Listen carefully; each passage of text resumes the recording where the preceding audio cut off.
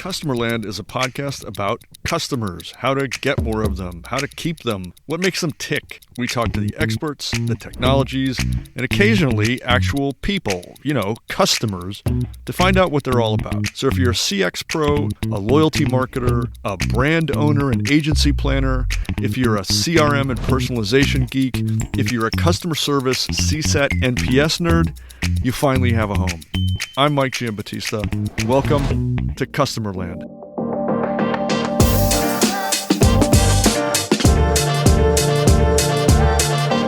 This is the wrong title. I know this, but I'm just going to call you consultant to the open banking stars. Steve and I have had a couple of conversations. He is very, very familiar with the concepts of open banking. But I think what intrigued me about the conversation we had and we're about to have and explore even deeper is how open banking opens up opportunities for companies in rewards and incentives.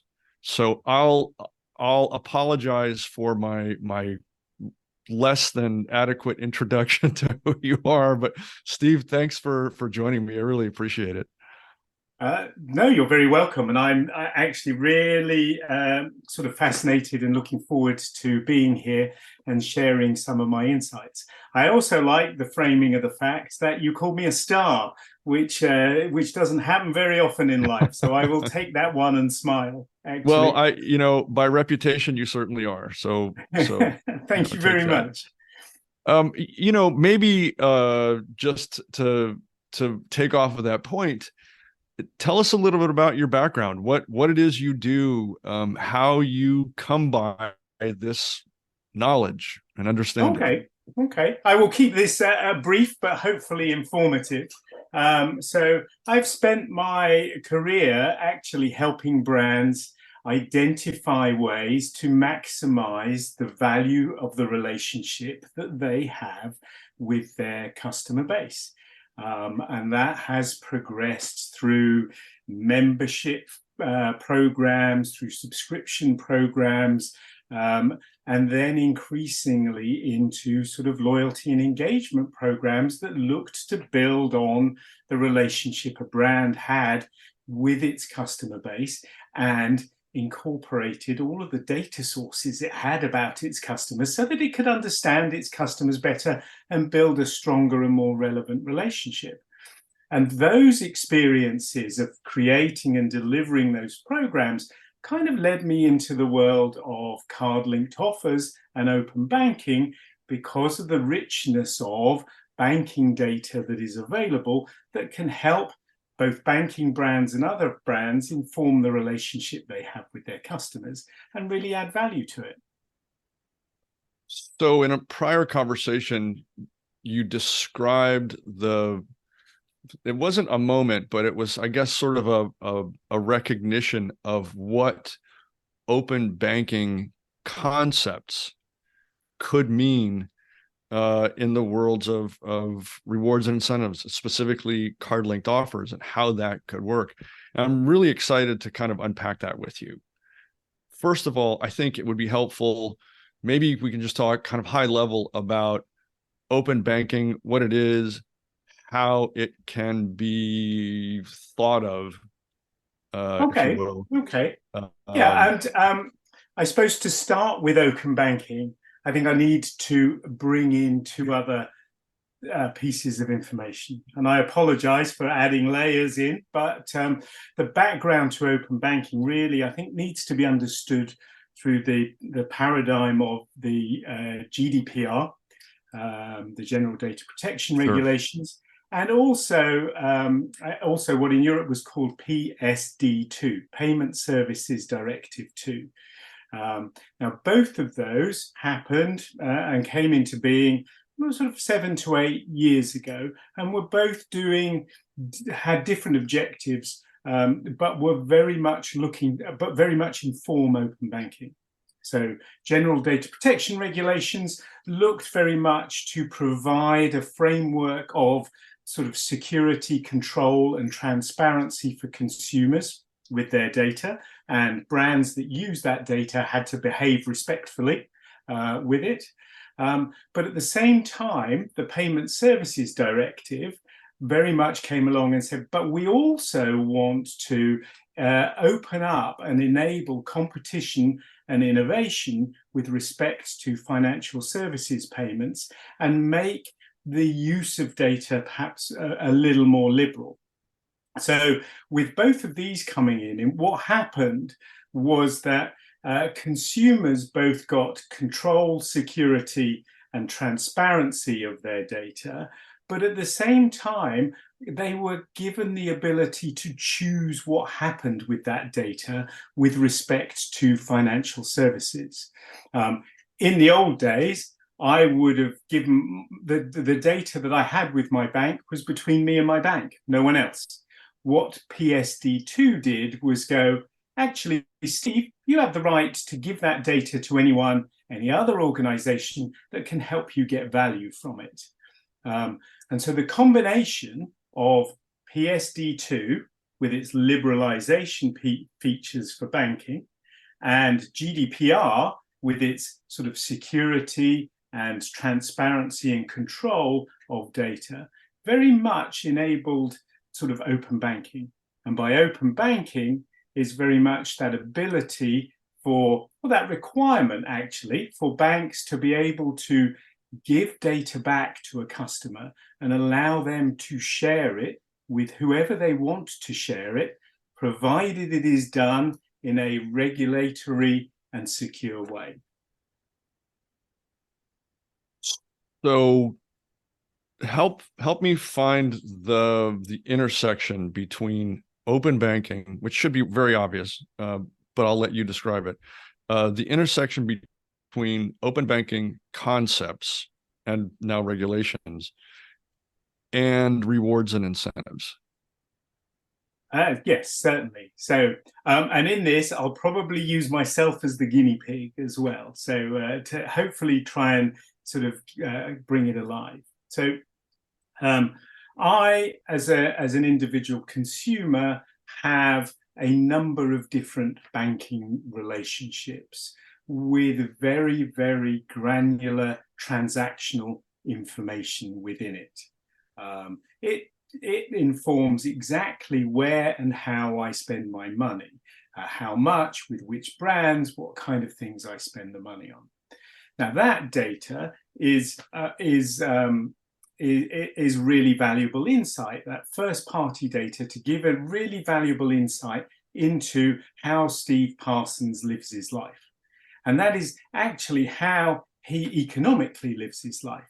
Because, Mike, I can tell you I'm interested in lots and lots of things, and I love rugby, for example, but I spend very little of my income on it. Whereas actually, if you looked at my bank accounts, you'd see, actually, I'm constrained by families, mortgages, and other responsibilities that really dictate where my money goes. So the ability of open banking is to give you a very, very granular insight into Steve's data. If you have that granular insight into Steve's data, then actually that becomes very valuable with respect to personalizing rewards and creating relevant rewards for Steve, because you can see what his transactional history has been.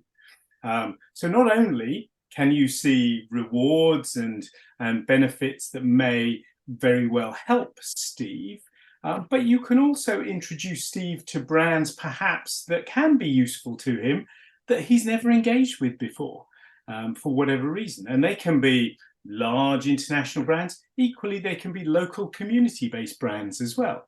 You know, I notice Steve eats a lot of Chinese food. Maybe actually there's a Chinese restaurant down the road he's never ever tried that would like to start up a connection with him. So let's talk a little bit about some of the actual use cases. How are organizations deploying these ideas? Do you have any examples? Yeah, I think increasingly people are starting to use these ideas in a number of ways, and I think we'll see them grow. So first and foremost, actually, the simplest use case of open banking, I'm going to say doesn't involve rewards at all. What it is it gives you the ability to have a personal financial manager. So I'm going to use the case of me again. I don't have one banking relationship. I have two or three. If I add in my savings, maybe some investments, etc., I've probably got 6 or 7 core financial relationships. As a customer, what that allows me to do is aggregate all of those together in one space. So I can understand what I'm worth, how that worth is growing over time, and equally see where I'm spending my money. So I as a person, I'm able to budget, I'm able to plan, I'm able to do spending analysis on it. Step one, really, that's like a service that you can give to your customer. But the generation of all of those insights then allow individuals or brands to perhaps target offers and rewards that may be valuable. They may be cross-sells or upgrades from a banking brand. They may be alternative brands like the restaurant example I just gave. I think then once you've done that, what then happens is, okay, let's say I want to introduce Steve to a new brand. One of the great benefits of open banking is that you can deliver a reward to them in an effortless and frictionless way. Tell me how that could work. So how that works quite simply is that I want Steve to engage with my restaurant brand. What happens is that in effect, I make an offer to him. Steve registers that offer. It can either be implied insofar as he's just seen it, or explicit, and Steve says, yeah, I've always wanted to try that restaurant. Give me the offer of, say, £10 off. But whether it's implied or explicit, that interest is registered, and then Steve uses his normal bank card to go and spend in that restaurant. And that bank card, as it's linked to that bank account registers a transaction in that brand, in that restaurant brand. And what happens is, as soon as it's registered in the account, the discount and reward can be applied. So it's a totally frictionless benefit for the customer. They don't have to do anything to get it. Secondly, they can consume it at their leisure. If you and I were talking right now and you made me an offer, Mike, and said, okay, it's £10 off at your local Vietnamese restaurant, I can't use that right now. But I'm going to say, Mike, I'm going to bank that, because when I go with my family on Sunday night, I'm going to be able to use that benefit. And one of the great advantages of using open banking data is that a customer can use a reward in a time frame that they want to, not in a time frame in which the advertiser or merchant promotes it to you. It also seems that it would put the I would say the bank, the financial institution behind it, in kind of a super hub position, to be where all of that transactional data and personal financial information happens in one central place. You have the ability to see an awful lot that you wouldn't ordinarily see otherwise. Yeah, one of the constraints of methodologies we use currently for delivery of rewards is that they are not generally they're not expansive in terms of the view of the relationship that you get. Tell me what you mean by that. I suppose I mean if I'm doing a sort of an affiliate offer via a website, for example, I can see the value of that transaction. Similarly, if I'm doing a card-linked offer, I see the value of the card-linked offer transactions that I'm doing. But I don't see Steve in his entirety. I only see the transactions that he engages with me on. Within open banking, I get to see and I get to understand and appreciate all of it. that is something that I see the context of Steve's transaction that he does with me in the context of his overall sort of financial suite, whether that be transactions or accounts. So I have a really good and deep and rich view of who Steve is and how he spends his money. And that should enable me as a brand to help him achieve and meet his objectives. I want to take a quick break from the conversation to tell you about one of our sponsors. What could you achieve if you knew what your customers expected ahead of time? What if you could know what customers expect by category and by brand 12 to 18 months ahead of traditional brand tracking methods? And what if you could know exactly where to adjust and where to spend in order to drive the most benefit every time? A customer expectation audit allows you to identify areas that require strategic reinforcement, as well as pinpoint which values will contribute most to an emotional bond with your brand and optimize accordingly. Customerland has partnered with BrandKeys, the world's oldest loyalty-focused consumer research firm, to bring real-world customer expectation audits to brands, brand managers, and to CX practitioners everywhere. Want to know where your brand stands and exactly what to do about it? Go to expectationaudit.com. That's expectationaudit.com and download a sample audit today. If you'll permit me, it all sounds lovely and exciting, and the potential is wild, but it's not all love and roses. I mean, there are certainly regulatory considerations, but it would seem to me that it would require financial institutions or whoever the merchant might be to step up their game, so to speak, in really understanding the customer. Because it's one thing to have the data or have access to the data. It's entirely another thing to be using it and leveraging it well. I agree entirely. And I think actually, Mike, in there's a key word, which is trust.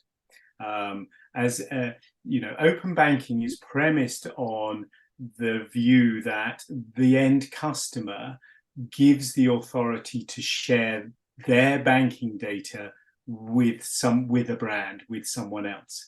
Now, an individual is not going to share their banking data with any particular anyone, really. They are going to do it on the basis of a brand that they trust.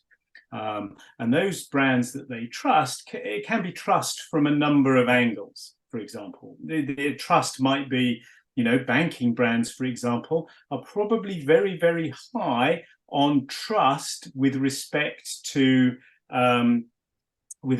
security. I trust my bank to look after my data.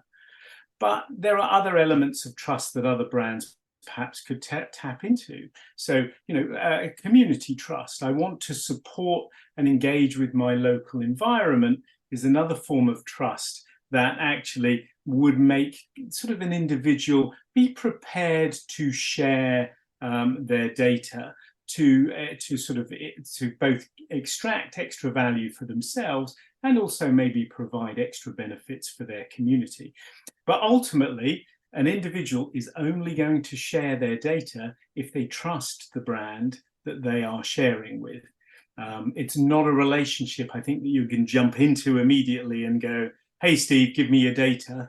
There's a building of a relationship there that takes time and an emotional connection to build. I'd love to explore that aspect of this proposition a little more deeply, because it's aside from rewards and incentives and how they might be applied through open banking concepts, customer and brand trust has been something that organizations have been wrestling with for a couple of decades now, and it seems that trust, the idea of trust, was something that kind of lived on the periphery of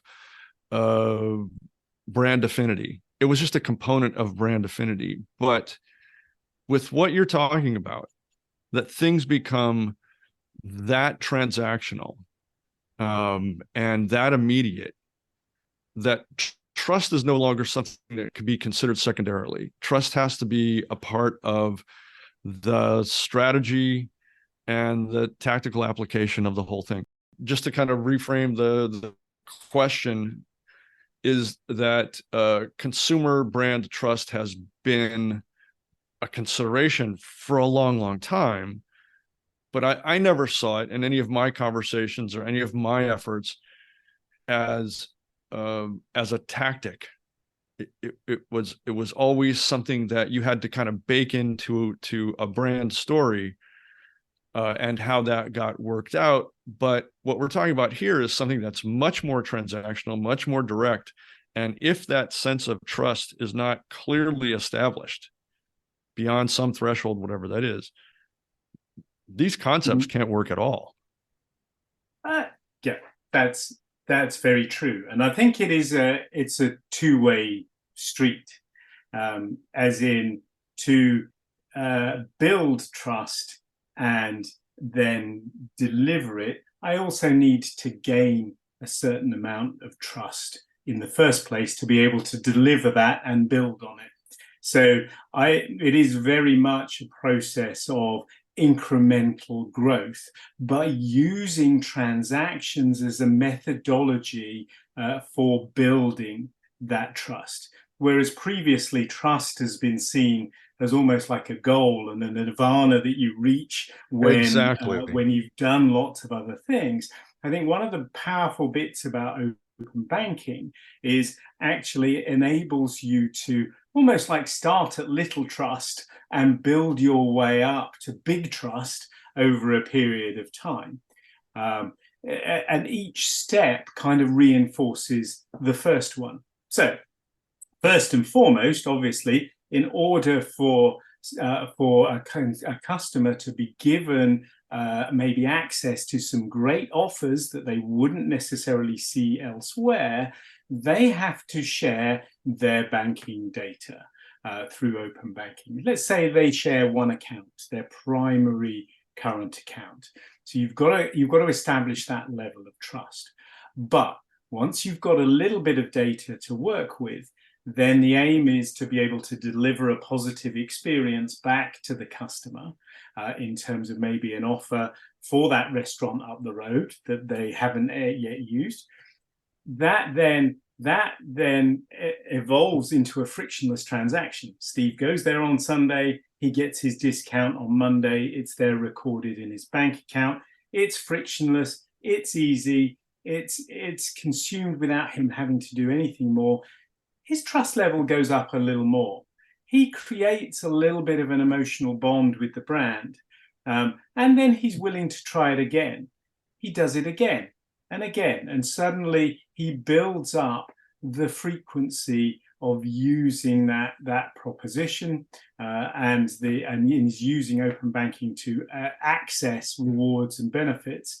And that then creates a virtual cycle, because it then allows the organization to maybe open up and expand the relationship that they have with Steve. They can maybe say, well, why not add some other accounts? Maybe I can add some additional value in other places. Maybe that value is through a community program or through a ecosystem partnership with a brand where Steve's bank account doubles as a loyalty card in that brand. So I think it's this constant layering and building that really contributes to the development of trust. It also seems like, and I think I'm about to paraphrase what you've been talking about the whole time here. It also opens up opportunities outside of financial services where those core transactions might be visible and aggregated, into other types of customer relationships. I'm thinking of, outside of financial services, I can think of insurances and savings and other retail kinds of relationships that could all be assumed into this open banking ecosystem relationship.